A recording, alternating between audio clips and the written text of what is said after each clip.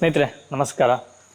ನಾನು ಹೆಬ್ರಿಯ ಇನ್ನೊಂದು ಕ್ಷೇತ್ರದ ಬಗ್ಗೆ ನಿಮ್ಮನ್ನ ತೋರಿಸ್ತೀನಿ. ಆ್ಯಕ್ಚುಲಿ ಇದು ದೈವಸ್ಥಾನ. ನಮ್ಮ ಬಿಲ್ಲವ ಇದರಲ್ಲಿ ಹೇಗೆ ಬರುತ್ತೆ, ಗರೋಡಿ ಅಂತ ಬರುತ್ತೆ. ಈ ಗರೋಡಿ ಅಂತಂದರೆ ಇಲ್ಲಿ ಬ್ರಹ್ಮ ಬೈದ್ರಕ್ಕಳ ಗರಡಿ ಇದು. ಈ ಗರಡಿ ಬಗ್ಗೆ ಸಹ ಒಂದು ಇತಿಹಾಸ ಇದೆ. ಯಾಕಂತಂದರೆ ನಾನು ಏನು ನಿಮಗೆ ಅರ್ಧನಾರೀಶ್ವರ ದೇವಸ್ಥಾನ ತೋರಿಸಿದ್ದು, ಅದು ಇದು ಒಂದೇ ಕಾಂಪೌಂಡ್ ಒಳಗೆ ಬರುವಂತಹ ಒಂದು ದೇವಸ್ಥಾನ. ಈ ದೇವಸ್ಥಾನಕ್ಕೂ ಅರ್ಧನಾರೀಶ್ವರ ದೇವಸ್ಥಾನಕ್ಕೂ ತುಂಬ ನಿಕಟವಾದ ಸಂಬಂಧ ಇದೆ. ನಾನು ನಿಮಗೆ ಅದರ ಕಥೆನ ನಾನು ಹೇಳ್ತೀನಿ, ಇಲ್ಲಿಯ ಇತಿಹಾಸ ಏನು ಅನ್ನೋದು. ಹಾಗೆಯೇ ನಮ್ಮ ಇಲ್ಲಿ ಪೂಜೆ ಮಾಡುವಂಥವರಿದ್ದಾರೆ. ನಾವು ಆ್ಯಕ್ಚುಲಿ ಗರಡಿ ಪೂಜೆ ಮಾಡೋರನ್ನ ಅರ್ಚಕರು ಅಂತ ಯಾರೂ ಹೇಳಲ್ಲ. ಹಾಗಾಗಿ ಇಲ್ಲಿ ಪೂಜೆ ಮಾಡುವವರಿದ್ದಾರೆ, ಅವರನ್ನು ನಾನು ನಿಮಗೆ ಮಾತಾಡಿಸಿ ಅವ್ರ ಹತ್ರ ನಾವು ಸಂಪೂರ್ಣ ಮಾಹಿತಿನ ಕೇಳಿ ತಿಳ್ಕೊಳ್ಳೋಣ.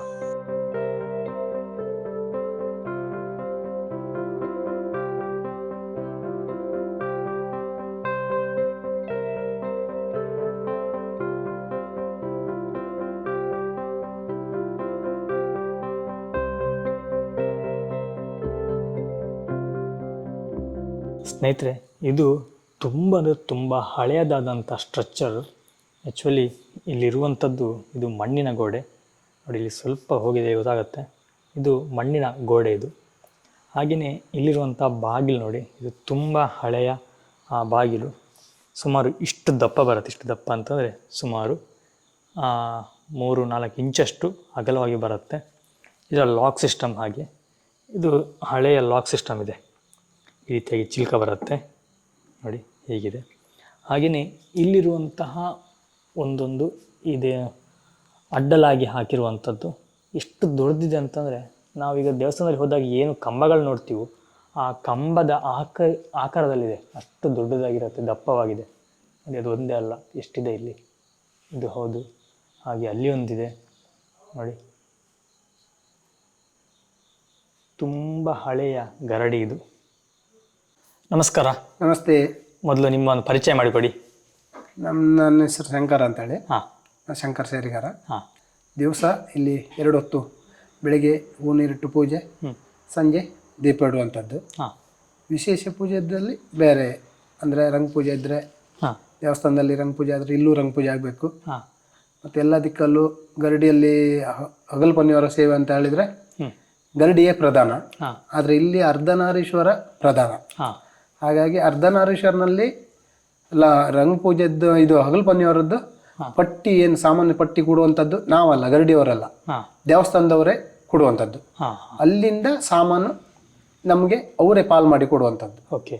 ಅದನ್ನು ನಾವು ಅಲ್ಲಿ ಪೂಜೆ ಆಗಿ ಹಗಲ್ಪನ್ನಿಯವರದ್ದು ಪೂಜೆ ಆಗಿ ಪಾರ್ಟಿಯವರು ಇಲ್ಲಿ ಇದು ಸ್ಟೂಲ್ ಮೇಲೆ ಪ್ರಸಾದದ ಹೆಡೆಗೆ ತಂದಿಟ್ಟು ಆಮೇಲೆ ಇಲ್ಲಿ ಪೂಜೆ ಆಗಬೇಕು. ಅದು ಇಲ್ಲಿನ ಪದ್ಧತಿ. ಸರಿ. ಹೆಬ್ರಿ ಅರ್ಧನಾರೀಶ್ವರ ತಾಣ ಬ್ರಹ್ಮವೈದ್ಯರ ಕೆಳಗರಡಿ ಇದು. ಹಾಗಾಗಿ ಆ ಕ್ರಮ ಮುಂಚಿಂದ ನಡೆದು ಬಂದದ್ದು ಇವತ್ತಿಗೂ ಅದೇ ಕ್ರಮದಲ್ಲಿ ನಡೀತಾ ಉಂಟು. ಸರಿ. ಇಲ್ಲಿಗೆ ಏನಾದ್ರು ಇತಿಹಾಸ ಇದೆಯಾ, ಅಂದರೆ ಕತೆ ಏನಾದ್ರು ಇದೆಯಾ ಇಲ್ಲಿಗೆ ಕತೆ ಅಂತ ಹೇಳಿದ್ರೆ, ನಮ್ಮ ಅಜ್ಜನ ಕಾಲದಲ್ಲಿ ಅಜ್ಜ ಎಲ್ಲ ಹೇಳಿದ್ದ ಕೆಲವು ಕತೆ ನನಗೆ ಗೊತ್ತಿದ್ದದನ್ನ ನಾನು ಹೇಳ್ತೇನೆ. ಅಂದ್ರೆ ಇಲ್ಲಿ ಫಸ್ಟ್ ಈ ಗರಡಿ ಅಂತೇಳಿ ಇದಾಗಬೇಕಾದ್ರೆ ಮುಂಚೆ ಅಜ್ಜನಿಗೆ ಅಜ್ಜನ ಅಜ್ಜ ಯಾರು ಹೇಳಿದಂತೆ ಹಾಗೆ ಹೇಳಿದ್ರು ನನಗೆ. ಇಲ್ಲಿಂದ ಬೈದ್ರ ಬೆಟ್ಟ ಅಂತೇಳಿ ಅಲ್ಲಿ ಬಂದು ಎಡಮೂರಿಂದ ಬಂದವರು ಬೈದ್ರಕಳ ಇಲ್ಲಿಗೆ ಬಂದಾಗ, ಇಲ್ಲಿ ಮುಂಚೆ ಗರಡಿ ಮನೆ ಅಂತ ಹೇಳಿದ್ರೆ ಎಲ್ಲಾ ವರ್ಗದವರು ಒಂದು ಯೋಗ ಮಾಡುವಂತ ಗರಡಿ ಮನೆ ಆಗಿತ್ತಂತೆ, ವ್ಯಾಯಾಮ ಮಾಡುವಂಥದ್ದು. ಅದರಲ್ಲಿ ಎಲ್ಲ ವರ್ಗದವರು, ಶೆಟ್ರು, ಪೂಜಾರರು, ಸೇರಿಗಾರರು, ಮತ್ತೆ ಎಲ್ಲಾ ವರ್ಗದವರು, ಕುಂಬಾರರು ಎಲ್ಲರೂ ಇದ್ರಂತೆ. ಎಲ್ರಿಗೂ ಭಯ ಹುಟ್ಟಿ ಎಲ್ಲ ಓಡಿ ಹೋದ್ರಂತೆ. ಈ ನಮ್ಮ ಜಾತಿಯವರು ಸೇರಿಗಾರರ ಅಜ್ಜ ಒಬ್ರು ಒಂದು ಮನಸ್ಸಲ್ಲಿ ನಿಲ್ಲು ಅಂತ ಹೇಳ್ತಂತೆ. ಒಂದು ಬದಿಯಲ್ಲಿ ಎಲ್ಲರೂ ಓಡಿದ್ದಾರೆ, ನಾನು ಎಂತಕ್ಕೆ ನಿಲ್ಬೇಕನ್ನುವ ಭಯದಿಂದ ಓಡ್ಲಿಕ್ಕೆ ಅಂತೇಳಿ ಹೊರಟಿದಾರಂತೆ. ಆದ್ರೂ ನಿಲ್ಲು ಅನ್ನೋ ಒಂದು ಒಳ ಮನಸ್ಸಿನಿಂದ ಇದು ಅವರಿಗೆ ಧೈರ್ಯ ಅಂತೆ. ನೋಡು, ಏನೇ ಆದ್ರೂ ನಾನು ನಿಲ್ತೇನೆ, ಎಂಥದೇ ಆಗ್ಲಿ, ಸತ್ರು ಸಾಯ್ತೇನೆ ಅಂತೇಳಿ ಹೇಳಿ ಧೈರ್ಯ ಮಾಡಿ ನಿಂತಿದ್ದಾರಂತೆ. ಆವಾಗ ಇದು ಬೈದರ್ಕಳು ಒಂದು, ಈ ಕಾಲದಲ್ಲಿ ಎಲ್ಲ ಹಾಗೆ ಬಂದು ಎದುರು ಬಂದು ಮಾತಾಡುವಂಥದ್ದು, ಆದ್ರೆ ಆ ಕಾಲದಲ್ಲಿ ಅಷ್ಟೊಂದು ನಿಯಮ ನಿಷ್ಠೆಯಿಂದ ಸತ್ಯದ ಕಾಲ. ಹಾಗಾಗಿ ನಿನ್ನನ್ನು ನಾವೇ ನಿಲ್ಸಿದ್ದು, ನೀನು ಓಡ್ಲಿಕ್ಕೆ ನೋಡಿದ್ದಿ, ಆದ್ರೆ ನಿನಗೆ ನಮ್ಮ ಚಾಕ್ರಿ ಒಂದು ಇದು ನಿನಗೆ ಅಂತೇಳಿ ಹೇಳಿ ಅವರು ಇದು ಮಾಡಿ ನಿಲ್ಲಿಸಿ ಇದು ಮಾಡಿದಂತೆ. ಆವತ್ತಿಂದ ಎಲ್ಲ 166 ಗರಡಿಯಲ್ಲಿ ಹಾ ಎಲ್ಲ ದಿಕ್ಕಲ್ಲೂ 65 ಗರಡಿ ಪೂರ್ತಿ ಪೂಜಾರ್ರೆ, ಹಾ ಇದು ಒಂದು ಗರಡಿ ಮಾತ್ರ ಸೇರಿಗಾರರಿಗೆ ಬಂದಿರೋದು. ಹಾ ಹಾ ಈಗ ನನ್ನ ಅಜ್ಜ ಮಾಡ್ತಿದ್ರು, ಅಜ್ಜನ ನಂತರ ತಂದೆ ಮಾಡ್ತಿದ್ರು. ಹಾ ತಂದೆ 2000 ಇಸ್ವಿ ಮಾರ್ಚ್ 10ಕ್ಕೆ ತೀರಿ ಹೋಗಿದ್ದಾರೆ. ಹಾ ಆ ನಂತರ 2027ನೇ ತಾರೀಕು ಮಾರ್ಚಿ ಇಂದ ನಾನು ಪೂಜೆ ಶುರು ಮಾಡ್ಕೊಂಡಿದ್ದೇನೆ. ಸರಿ. ಇವತ್ತವರೆಗೂ ದೇವ್ರ ಬಂಟರು ಹಾ ಆ ಬ್ರಹ್ಮ ಬೈದ್ರಗಳು ಮಾಡಿಸ್ಕೊಳ್ತಾ ಇದ್ದಾರೆ, ನಾನು ಆ ರೀತಿ ಮಾಡ್ತಿದ್ದೇನೆ. ಸರಿ. ಹಾಗೇನೆ ಇಲ್ಲಿ ವಿಶೇಷ ಪೂಜೆ ಏನು? ವಿಶೇಷ ಪೂಜೆ ಅಂತ ಹೇಳಿದ್ರೆ ಶಿವರಾತ್ರಿ ರಂಗ ಪೂಜೆ ಇದೆ. ರಂಗ ಪೂಜೆ ಅದು ದೇವಸ್ಥಾನದಲ್ಲಿ ಆಗಿದ ಮೇಲೆ ಇಲ್ಲಾಗಬೇಕು. ಅದಕ್ಕಾದ ಒಂದು ಮನೆತನ ಉಂಟು. ಅಷ್ಟಮಿ ರಂಗ ಪೂಜೆ ಅಂತೇಳಿ ಉಂಟು. ಅಷ್ಟಮಿ ರಂಗ ಪೂಜೆ ತಾಣದ ಮನೆಗೆ, ಮುಕ್ಕಲ್ ಸೆಟ್ರ ಮನೆಗೆ ಸಂಬಂಧಪಟ್ಟಿದ್ದು. ಹೊಸ ಮನೆ ಕಟ್ಟಿದ್ರೆ ಅಥವಾ ಈ ವ್ಯವಸಾಯ ಎಲ್ಲ ಮಾಡುವುದಕ್ಕೆ ಹೆಚ್ಚಿಗೆ ಆಗಿ ಹಗಲು ಬನ್ನಿಯವರ ಸೇವೆ ಬೈದ್ರಕಳಿಗೆ ಹೇಳ್ಕೊಂಡ್ರೆ ಬೈದ್ರಕಳಿಯಲ್ಲೇ ನಾವೇ ಪಟ್ಟಿ ಕೊಡುವಂತದ್ದು ಇರುವುದಿಲ್ಲ. ಇಲ್ಲಿ ಈ ತಾಣ ಅರ್ಧನಾರೀಶ್ವರ ಪ್ರಧಾನ. ಬ್ರಹ್ಮ ಬೈದ್ರಕಳಲ್ಲಿ ಇದಾಗಬೇಕಾದ್ರೆ ಮುಂಚೆ ಅರ್ಧನಾರೀಶ್ವರನಲ್ಲಿ ಆ ಹಗಲು ಬನ್ನಿಯವರ ಸೇವೆದ್ದೇನು ಸಾಮಾನು ಪಟ್ಟಿ ಕೊಡ್ಲಿಕ್ಕೆ ಅದು ಬಟ್ರೆ ಕೊಡುವಂಥದ್ದು. ಅಂದ್ರೆ ಇಲ್ಲಿ ನಿತ್ಯ ಪೂಜೆ ಇರೋದ್ರಿಂದ 330 ದಿವಸ ಯಾವತ್ತೂ ಬಾಗಿಲು ಅಂತ ಹೇಳಿಲ್ಲ. ಬೆಳಿಗ್ಗೆಯೂ ಪೂಜೆ ಇದೆ, ಸಂಜೆಯನ್ನು ದೀಪ ಇಡುವುದು ಉಂಟು. ದಿನ 2 ಹೊತ್ತು. ಬೆಳಿಗ್ಗೆ ಒಂದು 3 ಗಂಟೆ ಕೆಲಸ, ಸಂಜೆ ಒಂದು ಅರ್ಧ ಮುಕ್ಕಾಲು ಗಂಟೆ ಅಂತದಂದ್ರೆ 1 ಗಂಟೆ ಅಂದ್ರೆ ಕೆಲಸ ದೀಪ ಇಡುವಂತದ್ದು ಇದೆಲ್ಲ. ಮತ್ತೆ ನಾವು ಬಾಗಿಲು ತಿಕ್ಕೊಂಡು ಒಂದು 6:30 ಬಂದ್ರೆ 8:30 ಗಂಟೆ ತನಕ 9 ಗಂಟೆ ತನಕನು ನಿಲ್ತೇವೆ. ಬೆಳಿಗ್ಗೆ ಎಷ್ಟು ಗಂಟೆ ತನಕ? ಬೆಳಿಗ್ಗೆ ಎಲ್ಲ ದಿಕ್ಕಲ್ಲೂ ಗರುಡಿಗೆ ಮಂಗಳವಾರ ಆಗಿ ಬರುವುದು. ಅಂದ್ರೆ ಮಂಗಳವಾರ ಮತ್ತೆ ಸಂಕ್ರಾಂತಿಗೆ ಹೆಚ್ಚಿನಲ್ಲಿ ದೇವಸ್ಥಾನ ಗರಡಿಯಲ್ಲಿ ಪೂಜೆ ಆಗುವುದು ಮಂಗಳವಾರ ಮತ್ತೆ ಸಂಕ್ರಮಣಕ್ಕೆ. ವಿಶೇಷವಾದ ದಿನ ಅದಂತ. ಹೌದು. ಮತ್ತೆ ಎಲ್ಲ ದಿಕ್ಕಲ್ಲಿ ಹೆಚ್ಚಿನ ದಿಕ್ಕಲ್ಲಿ ಓಪನ್ ಇರುವಂತದ್ದು ಶ್ರಾವಣ ತಿಂಗಳಲ್ಲಿ ಮಾತ್ರ 1 ತಿಂಗಳು ಫುಲ್ ಬಾಗಿಲು ತಗೊಂಡಿರ್ತದೆ ಗರಡಿ. ಇಲ್ಲಾಂದ್ರೆ ಮಂಗಳವಾರ ಮತ್ತೆ ಸಂಕ್ರಮಣಕ್ಕೆ ಮಾತ್ರ. ಇಲ್ಲಿ ಆಗಲ್ಲ. ಇಲ್ಲಿ 330 ದಿವಸವು.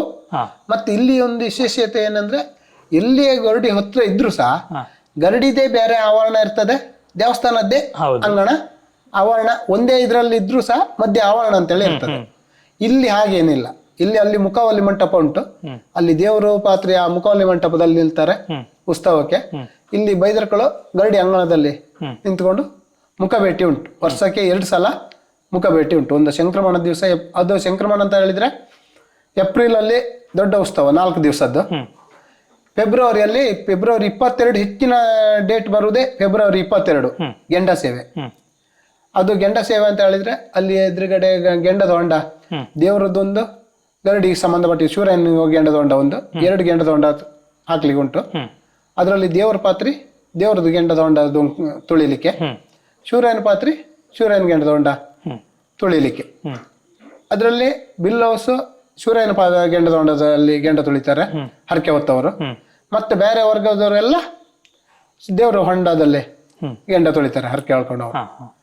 ಅದಾದ್ಮೇಲೆ ಮತ್ತೆ ಅದು ಫೆಬ್ರವರಿ ಗೆಂಡ ಉತ್ಸವದ್ದು. 2ನೇದ್ದು ಏಪ್ರಿಲ್ ಅಲ್ಲಿ ಉತ್ಸವ, ದೊಡ್ಡ ಉತ್ಸವ. ಅದರಿಂದ ಮುಂಚೆ ದೊಡ್ಡ ಉತ್ಸವ ಆಗಬೇಕಿದ್ರೆ ಮುಂಚೆ ಮಾರ್ಚ್ ತಿಂಗಳಲ್ಲಿ ಮಾರ್ಚ್ 14ಕ್ಕೆ ಸಂಕ್ರಮಣದ ದಿವಸ ಇಲ್ಲಿ ಒಂದು ಪದ್ಧತಿ ಮುಂಚೆಯಿಂದ ನಡೆದು ಬಂದದ್ದು. 1 ತಿಂಗಳ ಕಾಲ ಗಣಗಳನ್ನೆಲ್ಲ ಹೊರಗೆ ಹಾಕುವಂತ, ಹೊರಗೆ ಪ್ರಧಾನ ಗಣ ಮಾತ್ರ ಇಲ್ಲಿರ್ತದೆ ಈ ಈ ವ್ಯಾಪ್ತಿಯಲ್ಲಿ. ಮತ್ತಿದ್ದ ಗಣಗಳೆಲ್ಲ ಕಪ್ಪ ಕಾಣಿಕೆ ಉಸಲಿಗಾಗಿ ನಂದಿ ಹೊರಗೆ ಹಾಕುವುದು ಅಂತೇಳಿ ಒಂದು ಕ್ರಮ ಇಟ್ಕೊಂಡಿದ್ದಾರೆ, ಮುಂಚಿಂದ ನಡೆದು ಬಂದದ್ದು. ಅದು ಯಾವ್ದಕ್ಕೆ ಹೇಳಿದ್ರೆ ಈ ಭಕ್ತಾದಿಗಳು ಕಷ್ಟಕ್ಕೆ ಹರಕೆ ಹೇಳ್ಕೊಂಡಿರ್ತಾರೆ, ಅವ್ರ ಕಷ್ಟ ಎಲ್ಲ ಪರಿಹಾರ ಆಗ್ತದೆ. ಆದ್ರೆ ಅವರಿಗೆ ಇದು ಹರಕೆ ಹೇಳ್ಕೊಂಡಿದ್ದು ನೆನಪೋಗಿರ್ತದೆ. ನೆನಪೋಗಿದ್ದು ಒಂದು 5-6 ವರ್ಷದವರೆಗೂ ಅವ್ರಿಗೆ ಇದಕ್ಕೆ ಹೋಗುದಿಲ್ಲ. ಮತ್ತು ಅವರಿಗೆ ನೆನಪು ಬರ್ದಿದ್ದಲ್ಲಿ ಇವ್ರು ಈ 1 ತಿಂಗಳ ಕಾಲ ಹೊರಗೆ ಬಿಡುವುದು ಅವರಿಗೆ ನೆನಪುಡ್ಸ್ಲಿಕ್ಕಾಗಿ, ಅಲ್ಲಿಂದ ಕಪ್ಪ ಕಾಣಿಕೆ ಉಸಲಿಗಾಗಿ 1 ತಿಂಗಳ ಕಾಲ ಪ್ರಧಾನ ಗಣ ಮಾತ್ರ ಇಲ್ಲ ಇರ್ತದೆ, ಪರಿವಾರ ಗಣ ಎಲ್ಲ ಕಪ್ಪ ಕಾಣಿಕೆ ಉಸಲಿಗಾಗಿ ಹೊರಗೆ ಬಿಡುವಂತದ್ದು. ಅದು ಏಪ್ರಿಲ್ ಸಂಕ್ರಮಣ ದಿವಸ ಆ ದರ್ಶನದಲ್ಲಿ ನಂದಿ ಒಳಗೆ ಹಾಕಿ ಅವ್ರು ಇಲ್ಲಿ ಮುಖ ಭೇಟಿ ಬರುದು ದೇವರ ಪಾತ್ರಿಗಳು. ಅಂಬಾಡಿ ಆರಾಟ ಅಂತೇಳಿ 2 ಪಾರ್ಟಿಯವರು, ಹರಿಜನ, ಒಂದು ಬೀಡಿನವರು, ಒಂದು ಕನ್ಯಾನ ಅಂತೇಳಿ ಅಲ್ಲಿನವರು, 2 ಪಾರ್ಟಿಯವರು ಅಲ್ಲಿ ಹೆಬ್ರಿ ಸರ್ಕಲ್ ಅಲ್ಲಿ ಒಟ್ಟಾಗ್ತಾರೆ. ಒಟ್ಟಾಗಿ ಅಲ್ಲಿಂದ ಮೆರವಣಿಗೆಯಲ್ಲಿ ಈ ಅಮ್ಮನವ್ರ ಬಾಗಿಲಲ್ಲಿ ಎದುರುಗಡ್ಡೆಗೆ ಹ್ಮ್. ಬಂದು ಇಲ್ಲಿ ಒಂದು ಕುಣಿತ ಎಲ್ಲ ಉಂಟು ಅವ್ರದ್ದು. ಹಾ ಹಾ ರಂಗಪೂಜೆ ಉಂಟು. ಹ್ಮ್ ರಂಗಪೂಜೆ ಆದ ಮೇಲೆ ಆ ದಿವಸ ಕವಟ ಬಂಧನ ಅಂತೇಳಿ. ಹ್ಮ್ ಕವಟ ಬಂಧನ ಅಂತ ಹೇಳಿದ್ರೆ ದೇವರಿಗೆ ನಿದ್ರೆ ಮಾಡ್ಲಿಕ್ಕೆ ಗಂಟೆಗಳನ್ನೆಲ್ಲ ಕಟ್ಟಿ ಹಾ. ಬಾಗಿಲು ಹಾಕುವ ಕ್ರಮ. ಹಾ ಹಾ ಹಾ ಹಾ, ಇದು ಎರಡನೇ ದಿವಸದ ಉತ್ಸವದಲ್ಲಿ. ಹಾ ಇದು ಎಷ್ಟು ವರ್ಷಗಳ ಹಿಂದಿನ ಒಂದು ಗರಡಿ? ಇದು ಗರಡಿ ಎಷ್ಟು ವರ್ಷದ ಹಿಂದಿನ ಕತೆ ಅಂತ ಹೇಳಿದ್ರೆ ನನಗೆ ಅಜ್ಜ ಹೇಳಿದ್ದು ಗೊತ್ತು. ಹ್ಮ್ ಅಂದಾಜು ಎಷ್ಟು ವರ್ಷ ಅಂತೇಳಿ? 550-600 ವರ್ಷದ ಇತಿಹಾಸ. ಹಾ ಸರಿ. ಹಾಗೆ ದೈವಗಳಿಗೊಂದು ವಿಶೇಷವಾದ ಹೂವಿನ ಅಲಂಕಾರ ಇರುತ್ತೆ. ಇಲ್ಲಿಯ ಹೂವಿನ ಅಲಂಕಾರ ಯಾವುದು ವಿಶೇಷವಾದ್ದು? ಹೂವಿನ ಅಲಂಕಾರ ಹೆಚ್ಚಿಗೆ ಆಗಿ ಪಿಂಗಾರ? ಯಾವುದು? ಪಿಂಗಾರವಾ? ಹಾಗೆ ಶೃಂಗಾರ ಹೂವು ಮತ್ತೆ ಈ ಮಲ್ಲಿಗೆ. ಹಾ ಅದು ಶ್ರೇಷ್ಠವೇ. ಸರಿ. ಈ ಬಾಳೆ ಬಳ್ಳಿಯಲ್ಲಿ ಕಟ್ಟಿರ್ತಾರಲ್ಲ, ಹ್ಮ್ ಮಂಗಳೂರು ಮಲ್ಲಿಗೆ ಅಂತ, ಹೌದೌದು. ಹಾ ಅದು ಬಹಳ ವಿಶೇಷ. ಹಾ ಮತ್ತೆ ಈ ಕೆಲವರೆಲ್ಲ ಈ ಬಾಗಳ ಹೂ ಅಂತೇಳಿ ಹಾ ಅದನ್ನು ತಂದು ಕೊಡ್ತಾರೆ, ಅದು ಬಹಳ ವಿಶೇಷವೇ. ಸರಿ, ಸುಮಾರು ಇನ್ಫಾರ್ಮೇಶನ್ಗಳನ್ನ ಕೊಟ್ರಿ, ತುಂಬಾ ಧನ್ಯವಾದಗಳು ನಿಮ್ಗೆ. ನಮ್ಮ ಹಾಗೆ ಇಲ್ಲಿದೊಂದು ಅಡ್ರೆಸ್ ಅಂತ ನಮ್ಗೆ ಆಲ್ರೆಡಿ ಹೇಳಿದ್ದಾರೆ, ಅರ್ಧನಾರೀಶ್ವರ ದೇವಸ್ಥಾನ ಅಂತ ಹೇಳಿ. ಅದ್ರ ಪಕ್ಕದಲ್ಲಿ ಅರ್ಧನಾರೀಶ್ವರ ತಾಣ, ಹೌದು, ಬ್ರಹ್ಮಬೈದರ್ ಕಳಗರಡಿ ಅಂತಾನೆ ಹಾ ಇಲ್ಲಿಗೆ ಇದು. ಸರಿ, ಆಯ್ತು. ತುಂಬಾ ಧನ್ಯವಾದಗಳು ಇಷ್ಟು ಮಾಹಿತಿ ಕೊಟ್ಟಿದ್ದಕ್ಕೆ. ಧನ್ಯವಾದ ಸರ್. ಸ್ನೇಹಿತರೆ, ಇವಾಗ ಸವಿವರವಾಗಿ ಪ್ರತಿನಿತ್ಯಲ್ಲಿ ಏನು ಯಾವ ರೀತಿ ಪೂಜೆ ನಡೆಯುತ್ತೆ, ಹಾಗೆಯೇ ವರ್ಷಾವಧಿ ಜಾತ್ರೆಯಲ್ಲಿ ಏನೆಲ್ಲ ಇಲ್ಲಿ ವಿಶೇಷಗಳಿರುತ್ತೆ ಅನ್ನೋದನ್ನ ಸಂಪೂರ್ಣವಾಗಿ ತಿಳಿಸ್ಕೊಟ್ಟಿದ್ದಾರೆ. ಹಾಗೆಯೇ ನಾನು ನಿಮಗೆ ಇನ್ನು ಮುಂದಿನ ಒಂದು ಕ್ಷೇತ್ರದಲ್ಲಿ ಸಿಗ್ತೀನಿ. ಎಲ್ಲರಿಗೂ ನಮಸ್ಕಾರ.